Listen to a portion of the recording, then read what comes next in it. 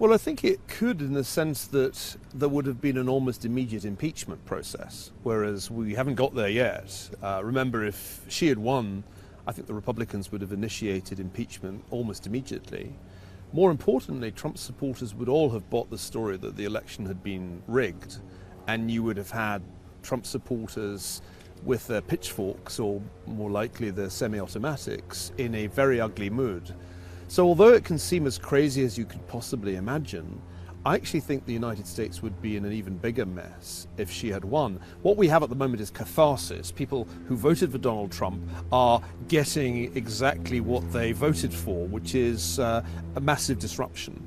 And I think this eventually will bring some disillusionment, because it won't, in the end, I think, benefit them. They're still on board at the moment, but I think Trump's base at some point is going to start wondering if they, in fact, have taken a gamble too far by electing him.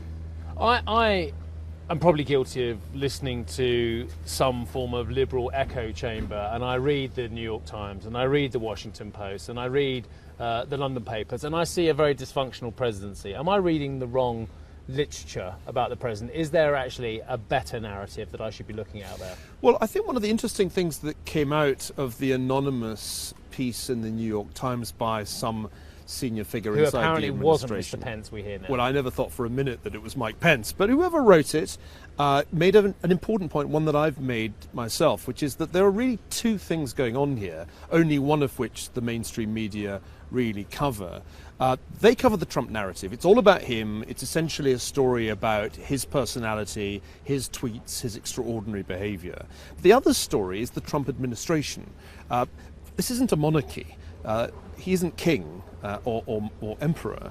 The government of the United States is carried out by, I think, 63 different agencies. And when you look at what they're all up to, it's a very different story. The Trump administration's economic policy has not been a disaster, contrary to the predictions of some economists who said there would be a complete market meltdown if you were elected. Quite the opposite has happened. The market has melted up. Deregulation has given business confidence a huge boost. The economy is at full employment. So you can't really say that it's a train wreck economically, at least not yet.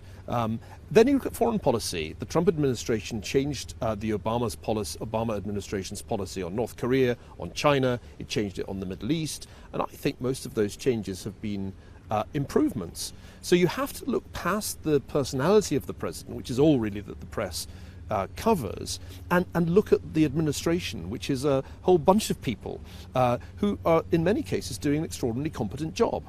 Jim Mattis, as Secretary of Defense, is a figure of impeccable integrity, and under his stewardship, the Pentagon is functioning very smoothly, thanks very much. And the credibility of the United States is probably somewhat higher than it was in the Obama years. This is something that people find difficult to process, because the atmosphere in the United States is so polarized that you really don't have any middle ground. You either hate Trump and think he should be impeached, or you are making America great again and won't hear a word against him. And I'm in the unfortunate position of being in the middle. I think there are some things about this administration that are actually quite good, though he himself has a personality that I find it pretty hard to take.